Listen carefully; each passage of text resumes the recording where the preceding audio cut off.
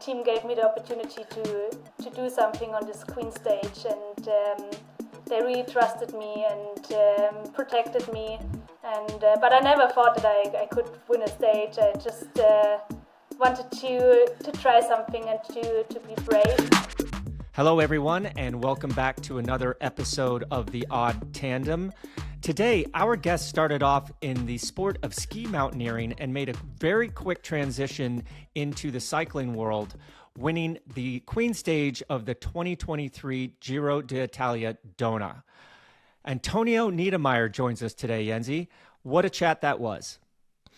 Absolutely, and she's only 21 years old and already twice world champion time trialing, so I guess she must like time trialing a lot.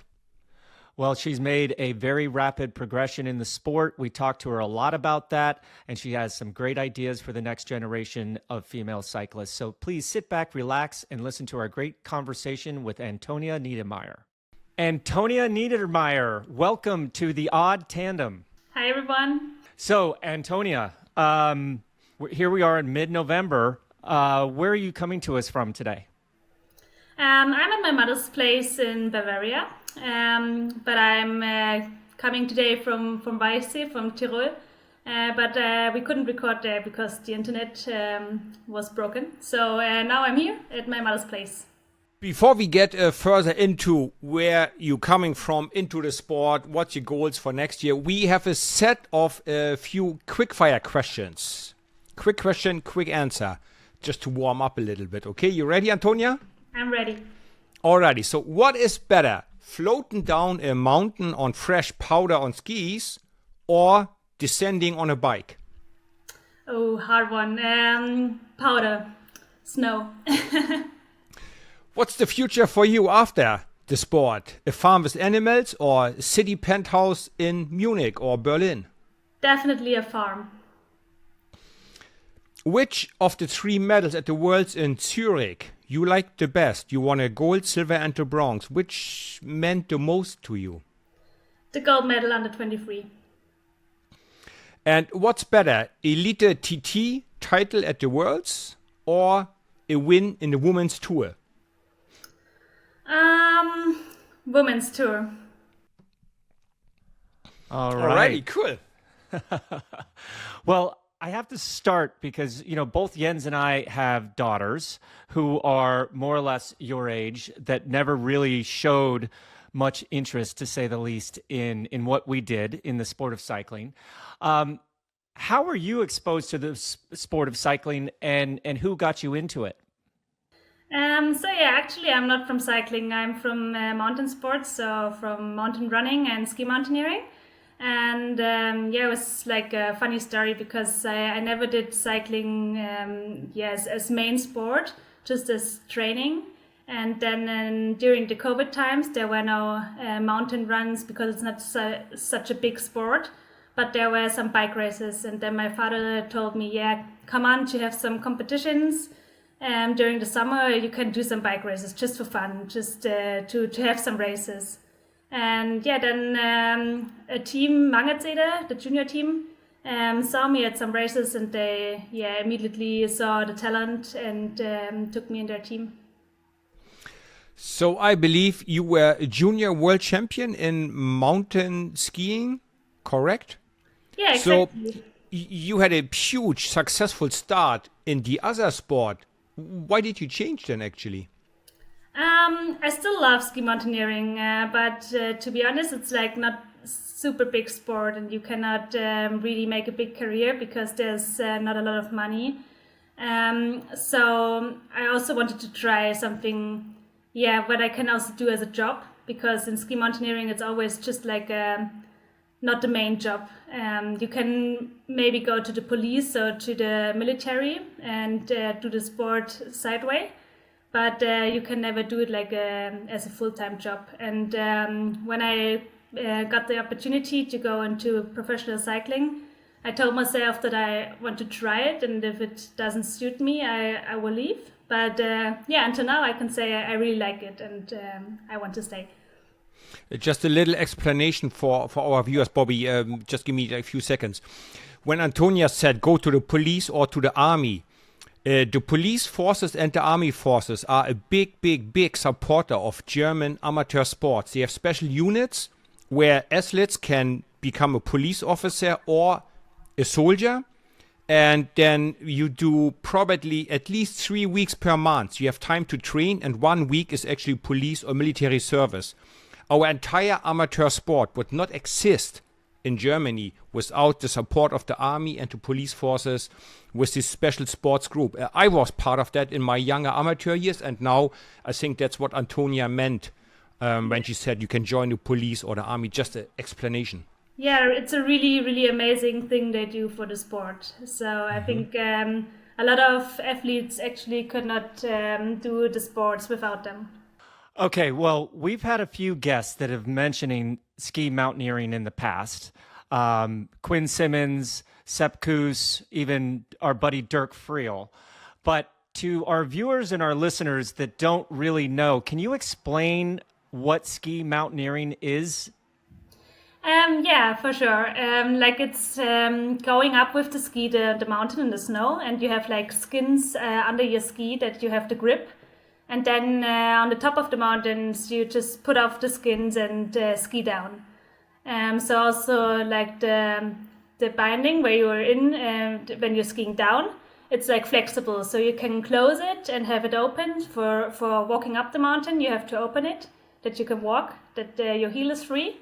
And if you want to ski down, you just close it, and then you're like in your ski, and then you can ski down. So that's like the main thing.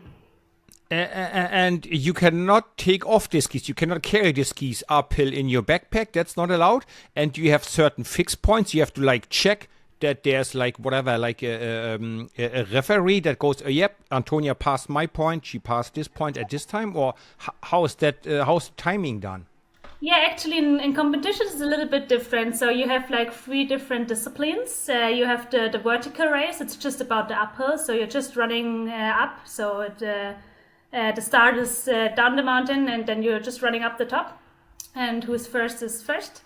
So yeah, that's the easiest competition. Then you have the individual race. There you have like up and down all the time. So you walk up the mountain and ski down, and there you also allowed to put your ski on the back. You actually also have to at some parts of the race. So you have to put the ski on your back and then climb up with your ski on the back and then ski down again. And it's like about 1.5 to 2 hours to race, and then about 1,300, 1,500 vertical meters. And then you have the sprint. It's like a little bit like mountain biking. That's like a parkour you have to run. So the first time you do it alone, it's like about 5 minutes. And then you come to the heats. So it's always 5 people against each other, and the first 3 people coming to the next round. And then the finals are coming. So that's the most popular discipline, and it's also becoming Olympic in 26. Jeez. So I'm just thinking of like looking at a heart rate file from something like what you just explained. So it's basically threshold and above all the way to the top of the mountain. And then you said you also ski down after that in some of the events? Exactly, yeah. In sprint and in the individual race, you also have to ski down. So yeah, it's really also technical, because you have to put the skins off very fast and put your ski in the back really fast, and so it's also a lot of technical training. And you mentioned it. I mean, I also did some research and Googled it. It's becoming an Olympic sport. Did it ever cross your mind to go double, to try to win a Winter Olympics medal in that sport and try to win a medal on a Summer Olympics? Is that a dream of you? You go, nah, that's too much. It's a dream to go there and just have the experience also with the winter sport. But unfortunately, the sprint becomes Olympic. And I'm not really a sprinter, not in cycling and also not in ski mountaineering. So, but well, I think everything is still open, and for sure I will try to get there somehow. Okay, so you start with ski mountaineering. You start due to your father participating in some bike races. You mentioned that a junior team noticed you, but then tell us how you got hooked up with the Canyon SRAM Generation team, because you're only 21 now, and this was what, just a few years ago. It seems like it was a major fast track going from ski mountaineering to cycling. Explain a little bit about that pathway and how it works there in Germany for the women. Yeah, actually, it was really fast because I came straight to the national team as a junior and did my first Europeans then and became second place in the TT. And then after this European Championships, Ronnie came to me and asked me to join the generation team because he had like this idea of a development team for his Canyon SRAM World Tour team. And so we came in contact and then we were talking, and I was not really sure because it was never my plan to become a professional athlete. So I was a little bit confused, and it all happened really, really fast. And sometimes I'm still a little bit confused with all this situation because, as I said, it was never like my plan to become an athlete, a professional athlete. And but then I came to the generation team 2022 and had a great season, and I learned a lot because I think I had like 5 or 6 bike races before and came to this continental team.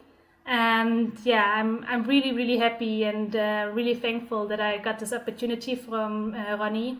And then the journey started. So now the way you describe it, coming from ski mountaineering, a bit of junior racing, 5 races before you joined a bigger team. How do you feel? I mean, obviously with winning twice the World Championships under 23 in time trial, right? The physical ability is there, the talent is there, the strength is there. How do you feel on the bike in a peloton? Is that still something you're a little nervous about? You go, nah, it's all good for me. In the beginning, I was definitely really afraid of the peloton and all the other girls, and I always thought, oh, they are so much more experienced than me, and also like the girls during the race sometimes not really nice, and I'm like a really sensitive girl, and so at some points I was a little bit overwhelmed by the whole situation.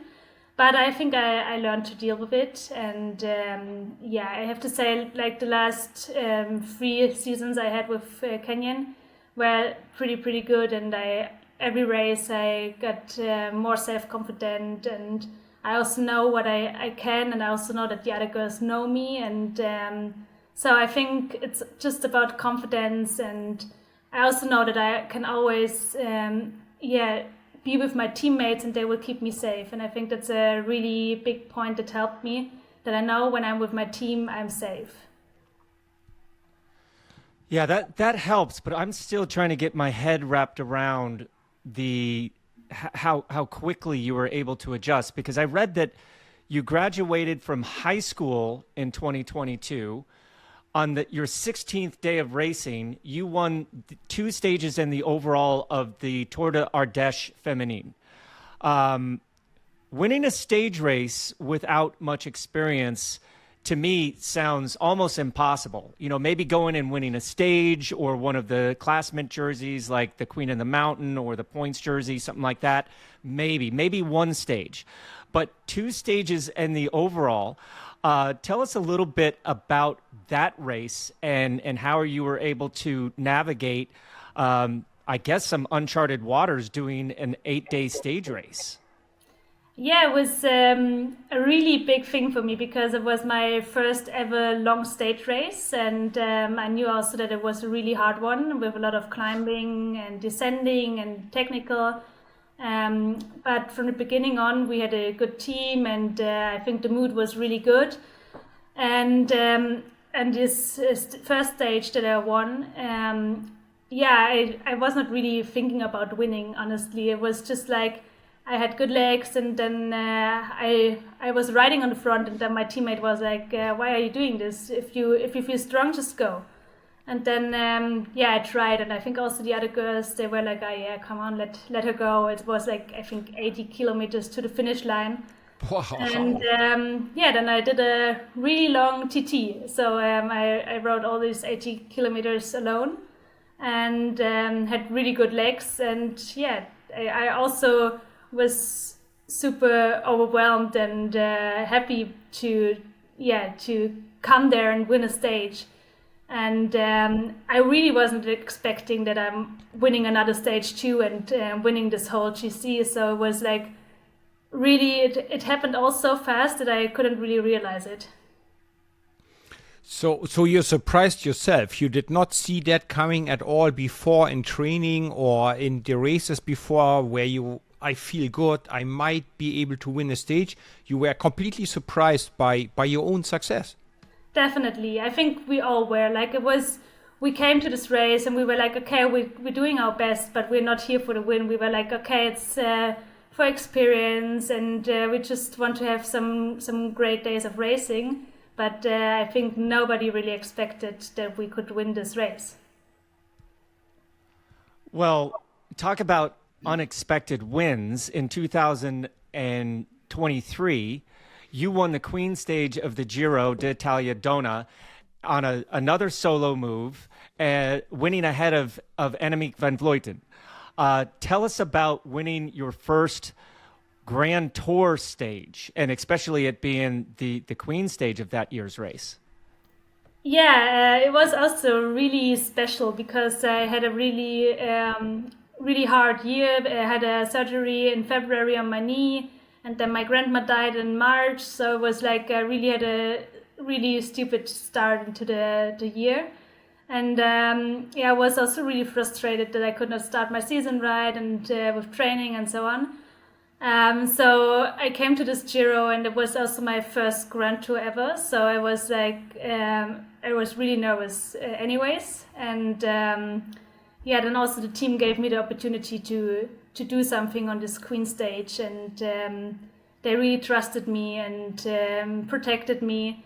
And but I never thought that I could win a stage. I just wanted to try something and to be brave. And in the end, I was dropped in the beginning, and then came back, and then I was like, okay, what should I do now? Then nobody was moving at all, and then I was like, okay, if I want to do something, I try it now. And also from the car, they gave me the advice to attack, and I could not really realize what I am doing. I was in my head, I was like, what are you doing?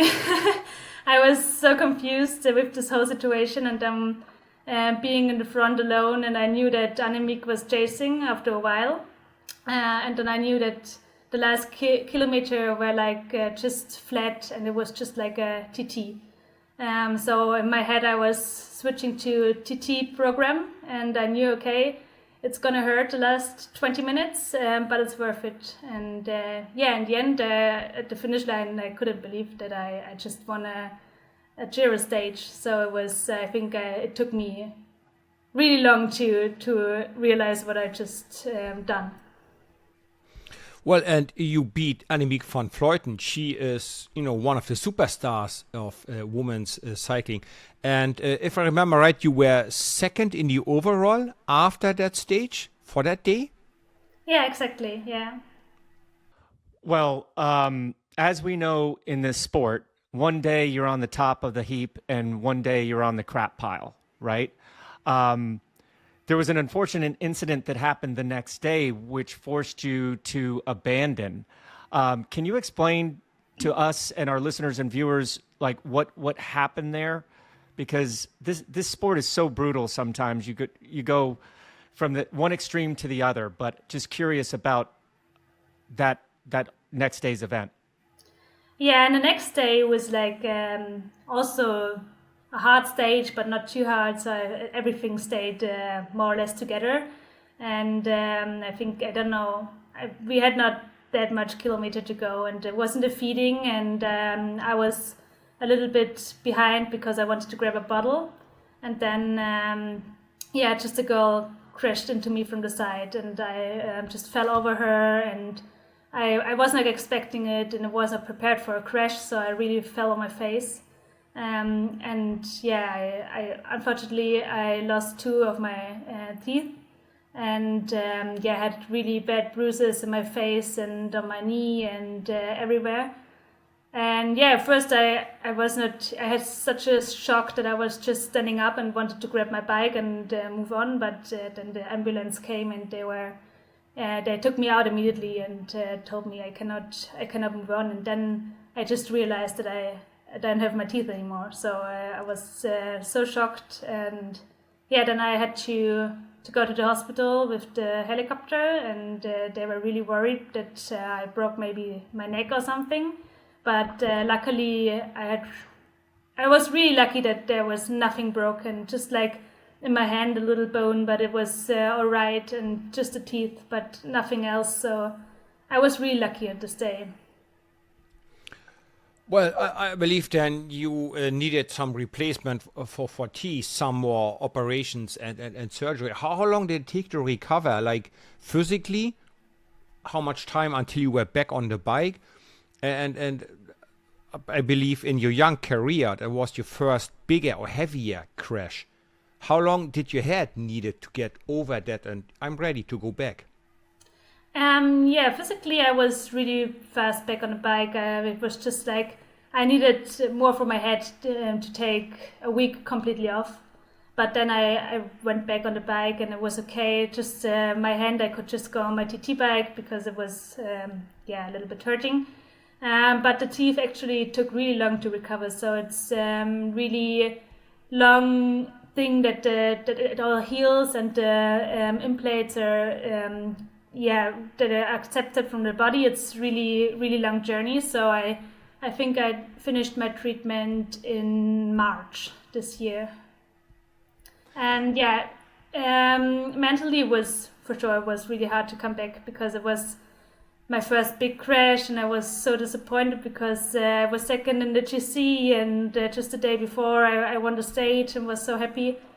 So it was at this moment I realized how cruel sport can be, and it took me long to recover from that mentally. But I think now I'm fine. I work with psychologists, and I'm not too afraid anymore on the bike, but I'm more careful, I have to say. Earlier in the interview, you mentioned your team and, the support of the team, the way that they look out for you. It's no shock that your team is one of the biggest in the world, and you have Kasia Niewiadoma, who is the defending Tour de France Femme champion, Chloe Dygert that won an Olympic medal. Tiffany Cromwell, the list goes on and on and on. Tell us a little bit about how you ladies work together and support each other, even maybe when you're not at the same races together.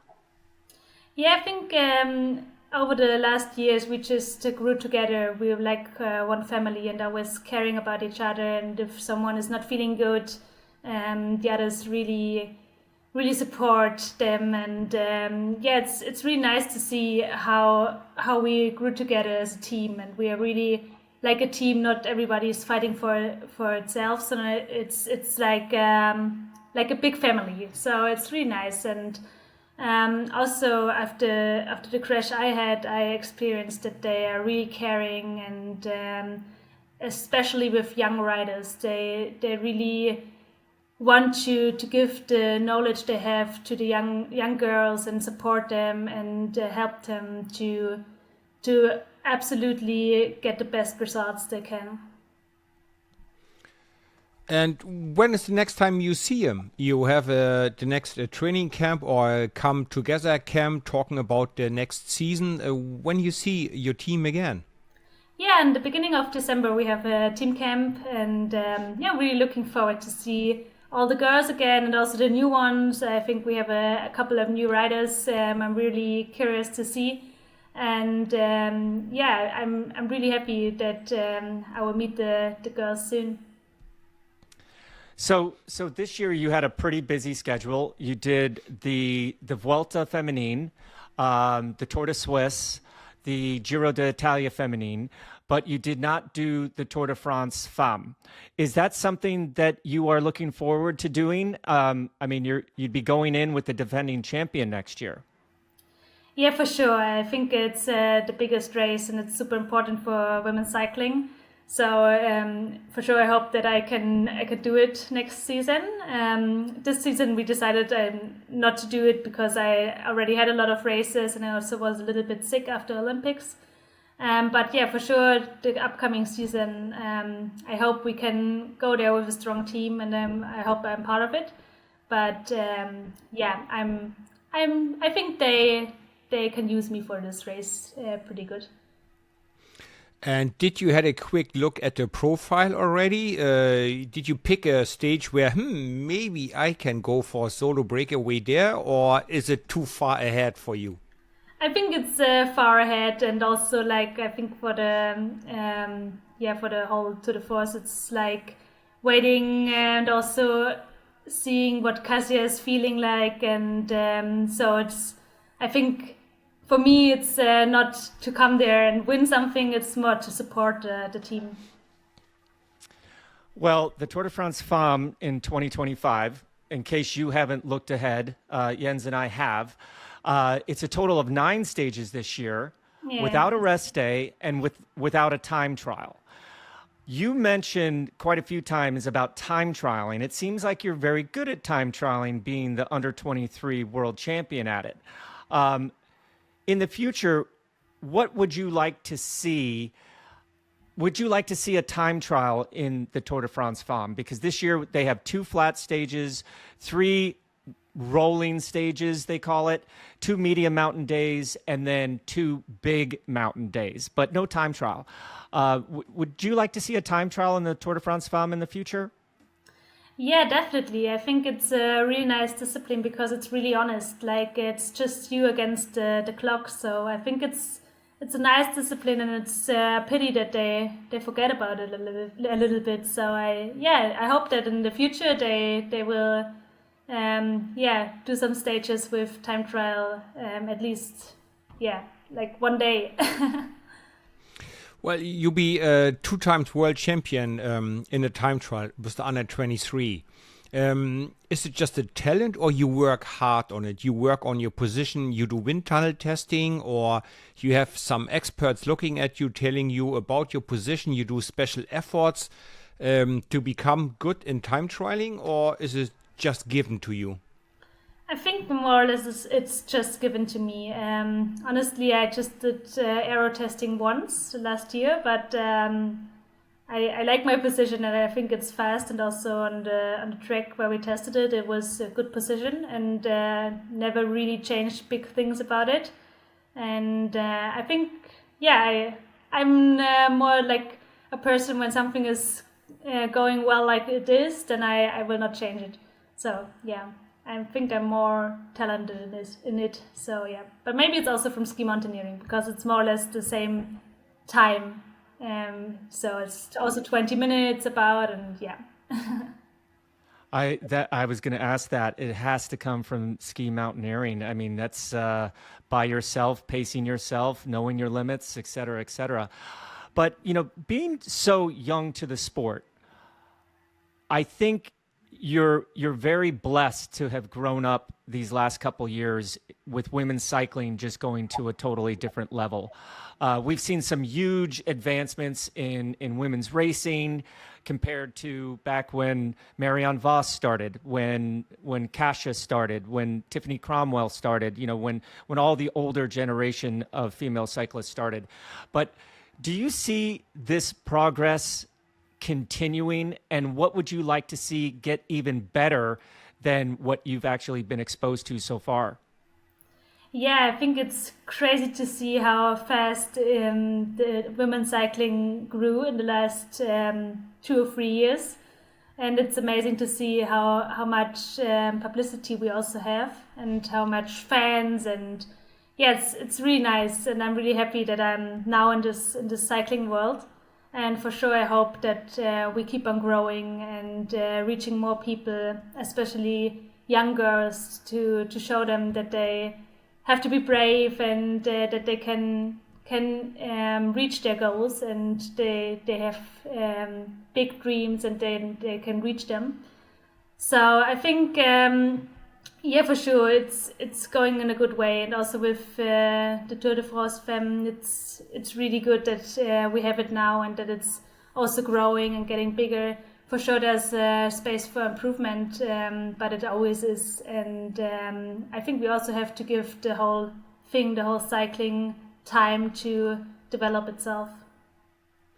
So when we talk about the development of women's cycling, how fast it went in the last years, now here's a daring question for you. Do you want in 10 years from now a Tour de France about 3 weeks time for the women, like the same as the men?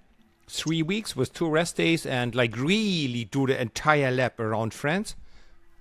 Honestly, I don't know if it's possible physically, because for sure a female body is built different than a male body.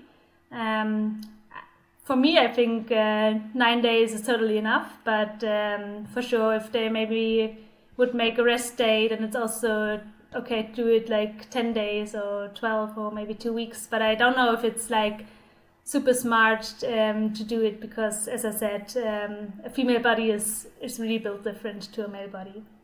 Well, you hit that on the head. Women are not just smaller men. That's for sure. But you've given us, the women's peloton has given us some of the best racing of the year as of late. What really gets you excited to take the start of a race, regardless if it's a 1 day or a stage race? What really is that motivation when you're out there training to make those sacrifices? Yeah, I think for me the main motivation is to be the best version of myself, and even if it's not to win a race, to support my team and see also my teammates winning. And for sure it's always the greatest moment when you cross the finish line and your plan works and you or your teammate won the race, and you have just like this pure joy and happiness, and you're just thankful for every person, also the stuff behind us. So I think it's this whole social thing around cycling, the emotions, that makes it so special. I guess you have to have a good team spirit, because you spend a lot of time on the road, right? In team buses, in the team hotels, in training camps.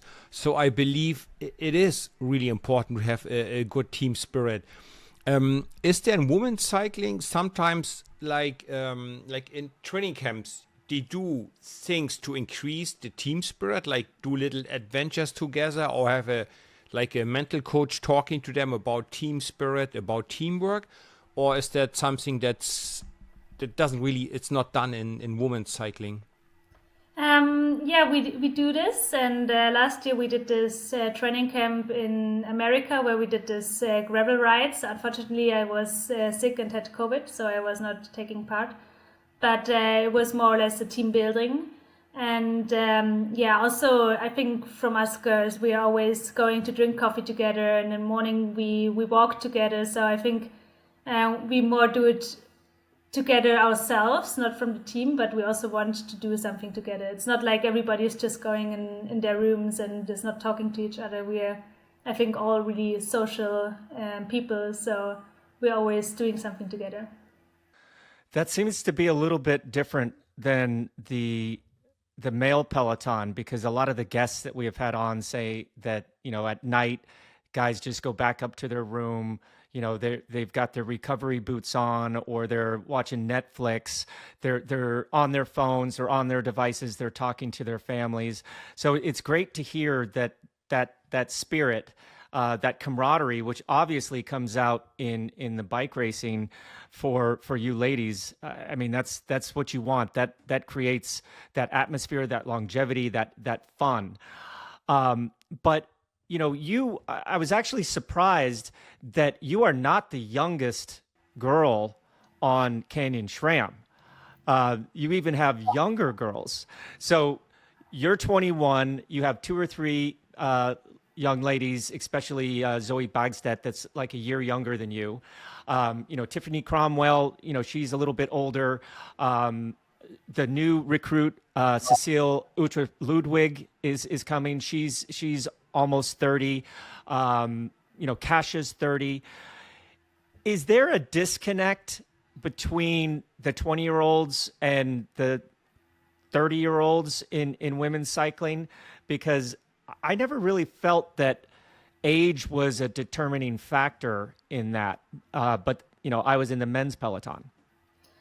I don't think so. I think it's, in some points, like, we can learn a lot from the older riders, but it's, personally, it's like everybody is acting the same, and everybody is the same. So it's not like, oh, I'm older, so I know more or have more knowledge. It's not like this. It's like they know they can learn you something, and then they can give you some knowledge, but it's not like it makes them a better person. So that's really nice to see, and I think we can talk about everything, and also to the older riders, if we have some questions, we can go to them and ask them, or have some problems, and they would never be like, oh no, I don't want to help you because you're younger, or you could maybe take something from my success or anything. It's not like this. I think it's really like we're all big family, and the age doesn't really matter. In the male peloton, it looks like nutrition is the part where the sport has developed the most over the last years. They take a lot more food within the race, hydration, and they weigh their food, right, before they eat. They have tiny little scales and weigh their food. Is that craziness already arrived in women's cycling as well, or whatever, you eat what looks good? I think it's different for every rider. Some girls like to weight their food and are really specific about, and some are not. But a big thing is that the nutrition in the race, that it's really important, and we also have to upload it and tell them what we ate and drank in the race, and they will tell us what to do better, or if it's good, or so that's a really important thing. But I think also that there's for sure some space for improvement still in women's cycling. But for me, I have to say I'm not I'm not really into such things. I'm more I don't know. I'm too lazy for that maybe. But since we're in the off season, and you are very new to the sport, let's get a little bit more specific to you. Obviously, you have an amazing aerobic engine. You can climb, you can time trial. What do you feel that you personally need to work on this off season to set you up for the 2025 season? I think for sure my recovery is a big thing. I could do more with that because I'm a really active person and I can never sit still. So I think I can do more in stretching and strength training and so on, and also recovery itself with nutrition and so on.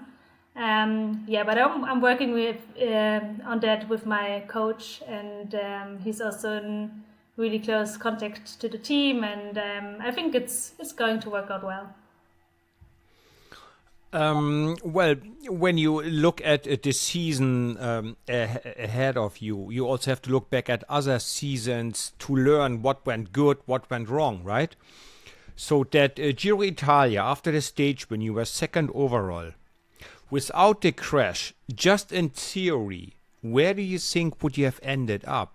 You think you could have hold on to podium, maybe top 10, or maybe you go, look, I was 20 years old back then, I would have completely exploded? Honestly, I think I could have kept a good position because it was not really hard stages coming up. So it was just like, it also was together, the peloton more or less. And I think if I just did not have this crash, maybe I could have ended up on podium. But it's always hard to say because, you never know. everything can happen in a race. Then you have a puncture or something, and then it's also different again. So yeah, but maybe I could have ended up on podium. So yeah, makes it even harder to think about. Yeah, I can imagine. But, given that your first training camp with the team is just a few weeks away, that's normally the time where the directors pull you into a room and tell you about your race schedule. In a dream scenario, what would you see your race schedule being next year? Honestly, I just hope that I can do a lot of stage races and sure the hard ones with a lot of climbing. Yeah, but I don't really have like a race I want to do. It's like I just want to learn in the season and to become better in stage races and just improve there. So I guess when Bobby asked about in theory your dream season, I got to follow up and ask, what would be your dream result? What's that one secret win or performance you want to have? Maybe a medal at the Elite TT, another under 23 title, part of the Tour de France team. What would be your dream result? I think one of my dream results would be to be on the podium from the elite at the World Championships, because I also think that next year will also be pretty hard from what I saw until now. So that would be a big dream for sure. Yeah, I don't care if it's in the TT or in the road race. It would be great in both. I'm quite curious because you're so new to the sport and you probably didn't know much about it when you started, and you've been kind of thrown into the deep end of the pool, and guess what? You were able to swim right away.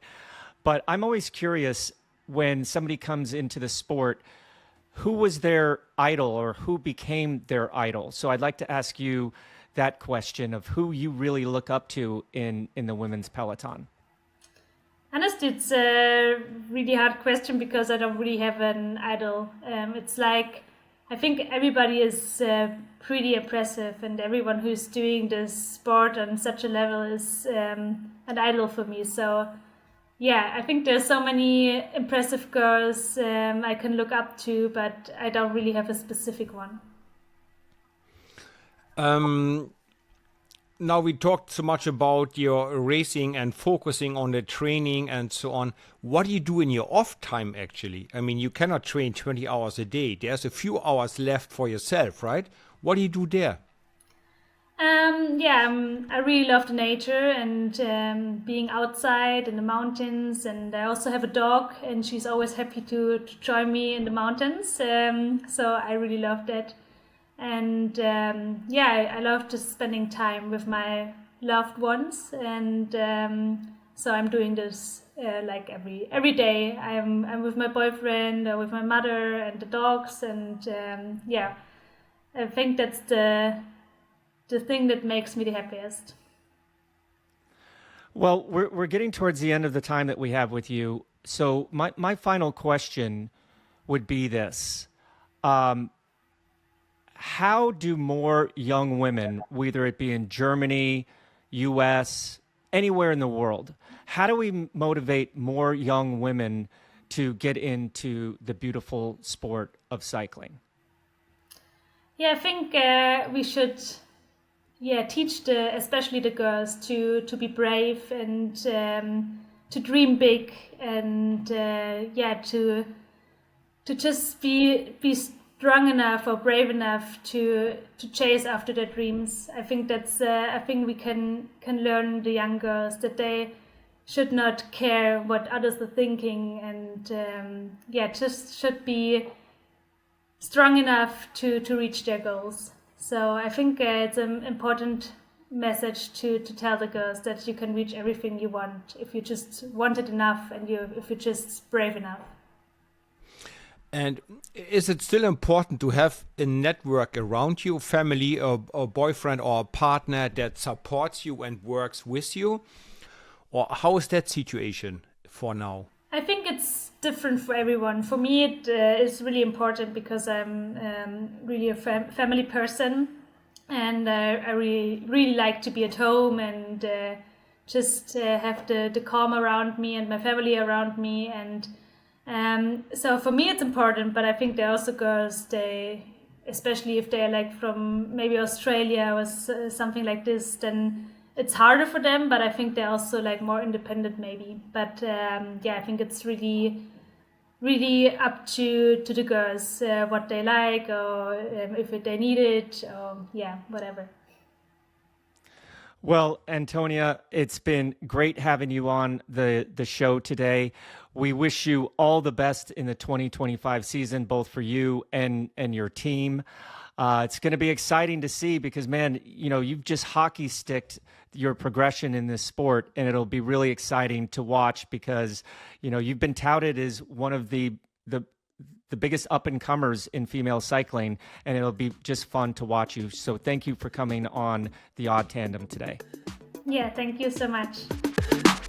Hey folks, thanks a million for listening to our podcast. And there will be lots more content popping up here, including more great interviews with guests like Antonia. Please keep dropping your questions in the comments and check our description below to find us on social media and find our Patreon to support the channel.